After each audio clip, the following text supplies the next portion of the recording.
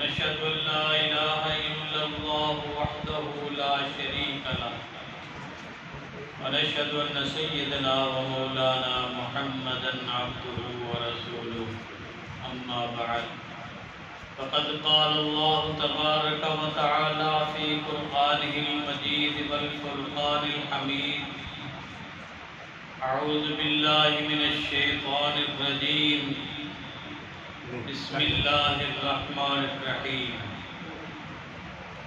ومن يطع الله ورسوله فقد فاز فوزا عظيما صدق الله العظيم وصدق رسوله النبي الكريم ونحن على ذلك لمن الشاهدين والشاكرين والحمد لله رب العالمين اللهم صل على محمد وعلى آل محمد أفضل صلواتك بعدد معلوماتك وبارك وسلم وصل عليه. دوستو بزرگو،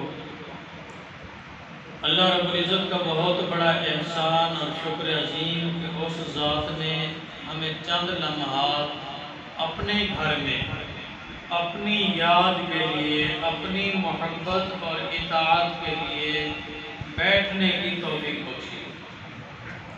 اللہ رب العزت جس سے محبت کرتے ہیں اس کو اپنے در پہ بلا لیتے ہیں، جس سے محبت نہیں ہوتی اس کو اپنے در پہ آنے ہی نہیں دیتے.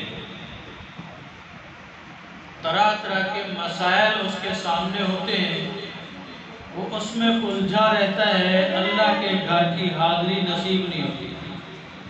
لیکن یہ محبت کی علامت ہے کہ اللہ ہم سے پیار فرماتے ہیں، محبت کرتے ہیں، اس لیے ہمیں اپنے پاس، اپنے سامنے، اپنے ذکر، اپنی یاد کے لیے بٹھایا ہے.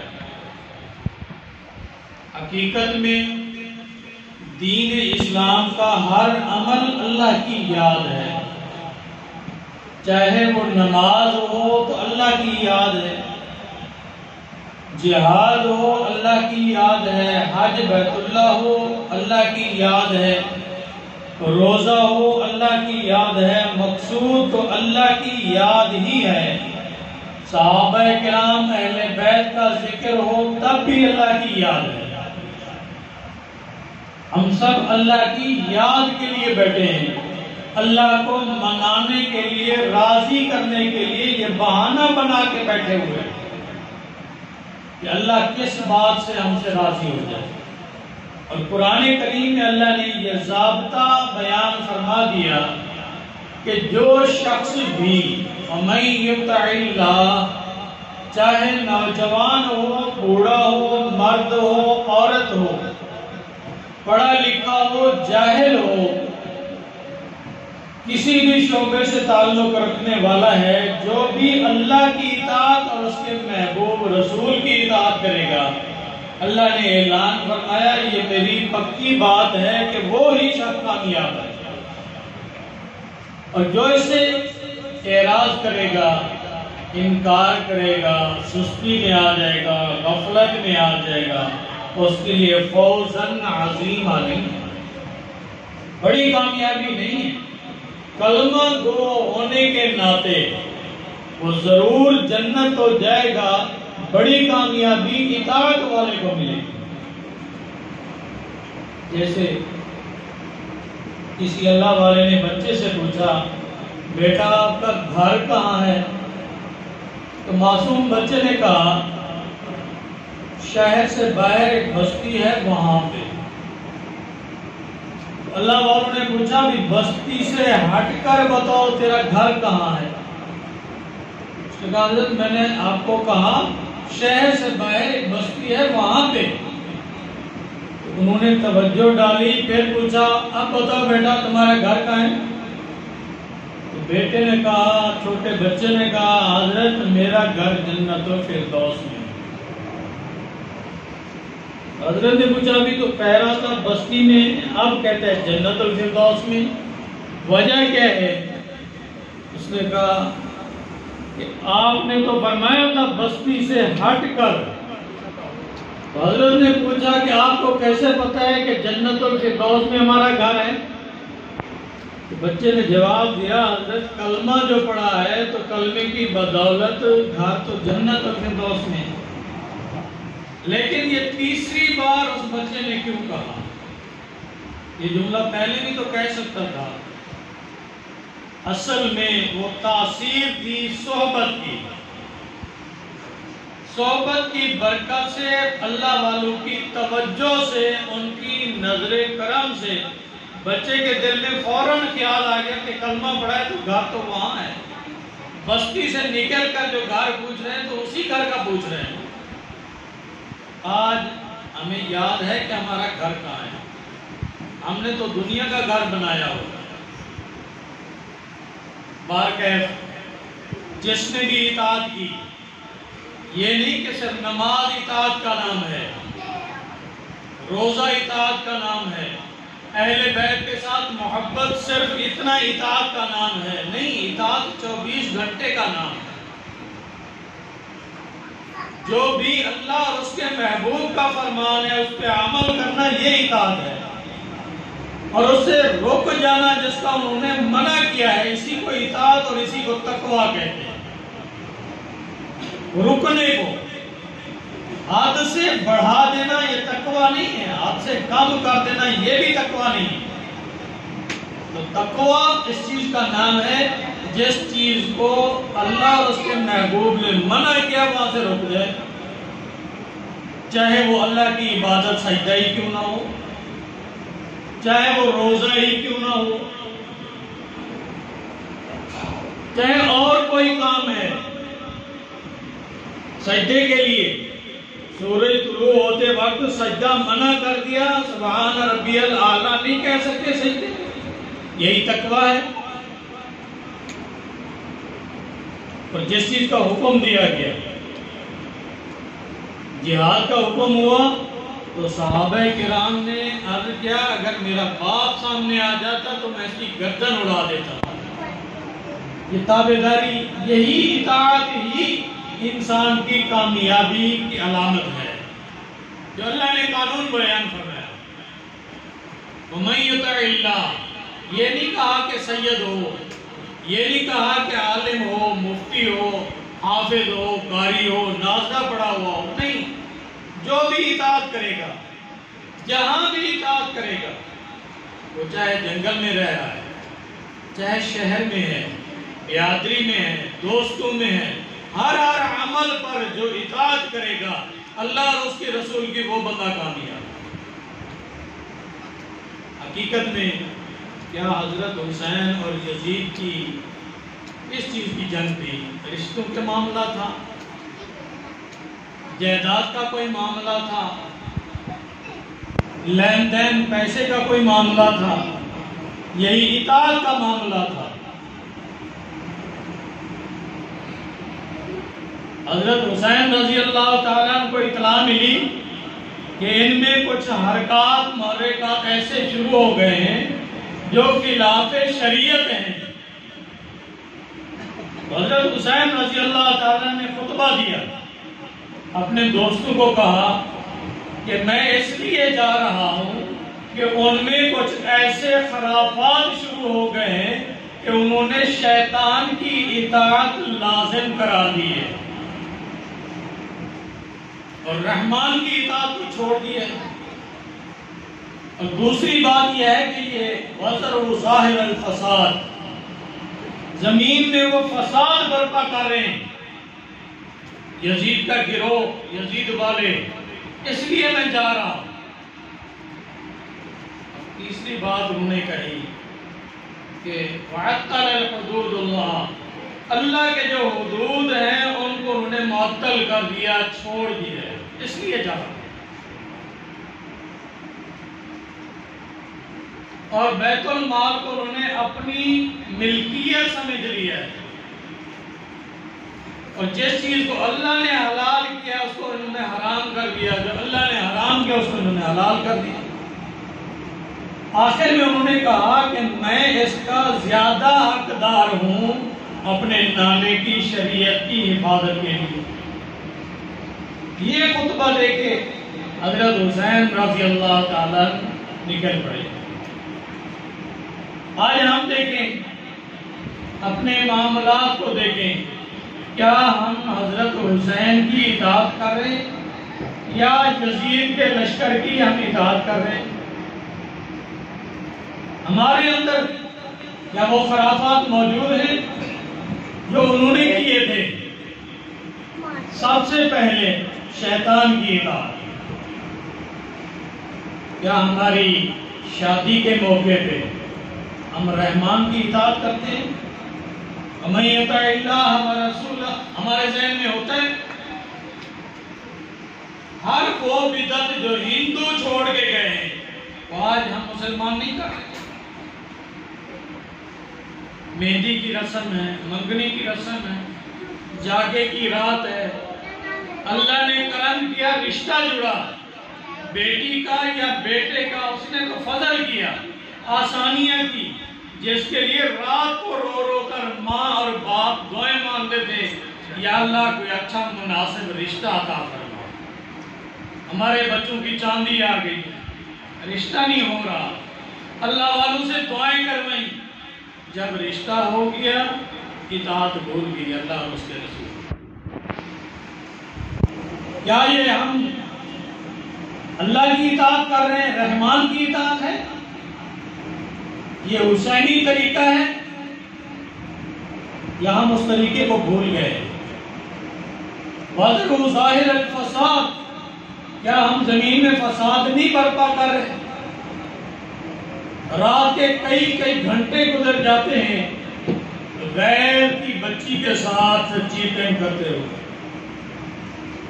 موبائل پہ مال و دولت کے نشے میں آ کر غیر کی بیٹی کو نچا رہے ہیں، اس کی عزت لوٹ رہے ہیں۔ مسلمان نہیں، کلمہ گو نہیں ہے، کیا یہ حسینیت ہے؟ ہم زمین میں فساد نہیں برپا کر رہے، کسی کی ناحق گواہی دے رہے ہیں، کیا اس سے حسینیت زندہ ہوتی ہے؟ کسی کا حق مارا جا رہا ہے ہماری شہادت پہ، گواہی پہ، تو یہ وَمَن يُطِعِ اللَّهَ وَرَسُولَهُ میں شامل ہے۔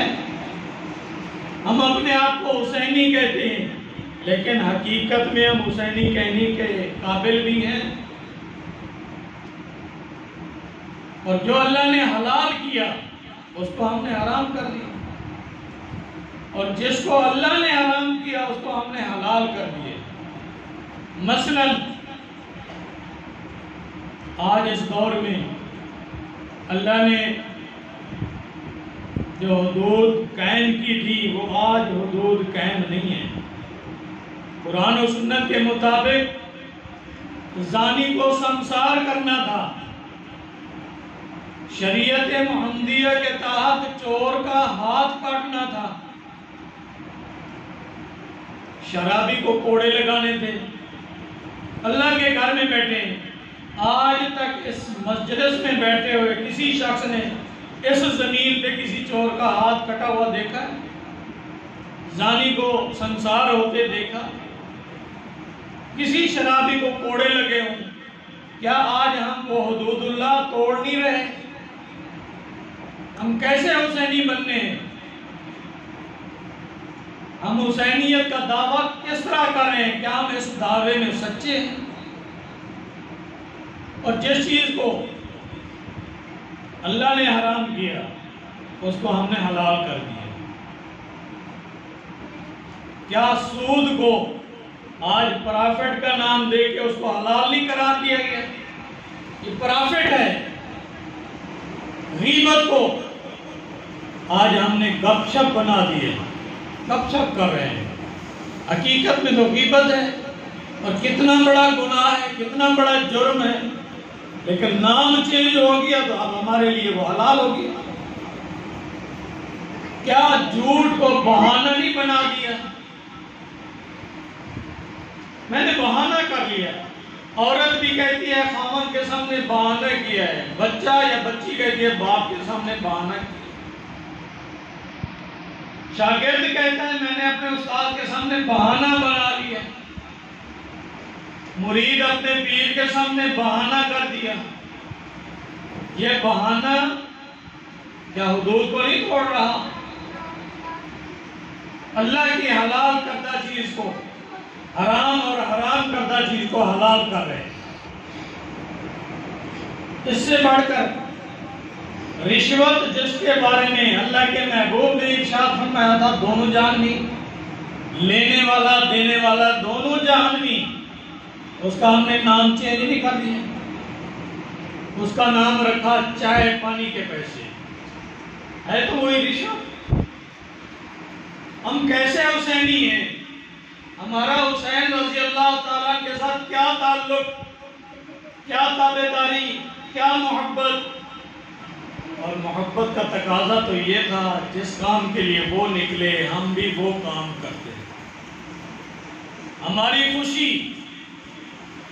ہماری غمی اللہ اور اس کے رسول کی اطاعت والی اگر ہو جاتی، ہماری دنیا بن جاتی ہے، ہماری آخرت بن جاتی ہے۔ آج دنیا میں پریشانیاں، ایک سال نہیں گزرتا شادی کو، سال سے پہلے جھگڑے شروع ہو جاتے ہیں۔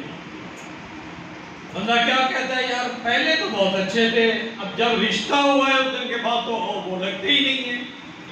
کیوں نہیں لگتے؟ کہ ہم نے بنیاد صحیح نہیں رکھی۔ شادی کے موقع پہ ہم نے جو رسم اور رواج اپنائے وہ دین اسلام کے خلاف تھے، اس سے ہمیں سکون نہیں ملتا، اس سے ہمارا گھر آباد نہیں ہوتا، اس سے ہمارے گھروں میں وہ محبت نہیں آ سکتی۔ اس محبت کے لیے تو ہمیں اطاعت چاہیے، اللہ اور اس کے رسول کی اطاعت، وہ جس کام میں بھی ہو، چاہے شادی میں ہو چاہے فوتگی میں ہو۔ مرنے کے بعد کتنا رسمیں ہیں جو آج ہماری اس سرزمین پہ رونما ہے۔ روکے کوئی تو یہ تو وہابی ہے، جو سچ کہہ دے نہیں بھائی ہمارے بڑے باپ دادا ایسے کرتے تھے، آپ کون ہیں؟ دیکھنا تو قرآن اور حدیث کو ہے، ہم نے جو اللہ اور اس کے محبوب نے کر کے دکھایا وہ عمل ہمارے لیے ذریعہ نجات ہے۔ کیا نبی علیہ السلام کے اوپر غم کے حالات نہیں ہے؟ کیا خوشی کے حالات نہیں ہے؟ کون سا وہ عمل ہے دنیا میں 24 گھنٹے میں جو ہمارے اوپر تو آ رہا ہے اور آقا علیہ السلام کے اوپر نہیں آیا؟ وہ تمام معاملات آئے ہیں اور یہ معاملات ہمارے لیے اسوۃ حسنہ۔ اللہ نے فرما دیا ایک ہی ہستی ہے جس کا نمونہ تمہارے لیے سب سے بہتر ہے، اور وہ ہے نبی علیہ السلام کی ذات گرامی۔ تو دوستو، ہمیں ذکر حسین یہی سکھلاتا ہے کہ ان کی زندگی کے مطابق زندگی بسر کریں، نہ نماز چھوڑیں، نہ روزہ چھوڑیں، نہ ہی ہم حق کا ساتھ چھوڑیں۔ ہمیں چاہیے کہ ہم عبادات میں، معاملات میں ان کی تابعداری کریں، اور جو شخص حضرت حسین رضی اللہ تعالیٰ ان کی تابعداری کرتا ہے وہ شخص کامیاب ہے اور حسینی کہلانے کے لائق ہے۔ کیا آج کتنا لوگ ایسے موجود ہیں جو اپنی بیٹیوں کا حق دبائے بیٹھے ہیں، بیٹیوں کو حقوق نہیں دیتے؟ کیا اس سے زمین میں فساد برپا نہیں ہوتا؟ بہنوں کے حق دبائے ہوئے ہیں۔ بعض گھروں میں شادی اس لیے نہیں ہوتی کہ اگر تمہیں حق مانگنا ہے جائیداد کا تو پھر ٹھیک بیٹھی ہے۔ جب ایسے حالات ہوں تو ہم کیسے توقع کر سکتے ہیں، کیسے دعویٰ کر سکتے ہیں کہ ہم حسینی ہیں؟ دوستو، ہمیں اپنے حال پہ استغفار کرنا چاہیے، اور اس محفل میں آج ہم اپنے سابقہ گناہوں سے توبہ کریں، آئندہ نیکی کی زندگی بسر کرنے کا اللہ کے سامنے وعدہ کریں۔ ہو سکتا ہے آج کی رات ہمارے لیے ایک بخشش کا ذریعہ بن جائے۔ کلمات توبہ کہ میں بھی پڑھتا ہوں، آپ بھی ساتھ پڑھتے رہیں، میں آپ کا گواہ بنتا ہوں، آپ میرے گواہ بن جائیں۔ ہو سکتا ہے کہ اس محفل میں کسی ایک شخص کی توبہ قبول ہوئی تو سب کی ہو جاتی ہے، اور اس کے بعد پھر ہم ذکر کریں گے اللہ کا ذکر، اللہ کی یاد کے لیے۔ تو ساتھ پڑھتے رہیں، بسم اللہ الرحمن الرحیم۔ استغفر اللہ تعالی ربی من کل ذنب واتوب الیہ لا الہ الا اللہ محمد رسول اللہ اشہد ان لا الہ الا اللہ وحدہ لا شریک لہ واشہد ان محمدا عبدہ ورسولہ۔ یا اللہ ہماری توبہ ہے کفر سے، شرک سے، بدعت سے، جھوٹ سے، چوری سے، زنا سے، بے نمازی ہونے سے، ہر چھوٹے بڑے گناہ سے۔ یا اللہ ہماری توبہ قبول فرما۔ آمنت باللہ وملائکتہ وکتبہ ورسلہ والیوم الآخر والقدر خیرہ وشرہ من اللہ تعالی والبعث بعد الموت۔ آمنت باللہ کما ہوا باسمائہ وصفاتہ وقبلت جمیع احکامہ اقرار باللسان وتصدیق بالقلب۔ اللہ رب العزت ہم سب کی اس توبہ کو قبول فرمائے۔ تھوڑی دیر کے لیے تمام ساتھی مراقبہ کریں، دل کی طرف دھیان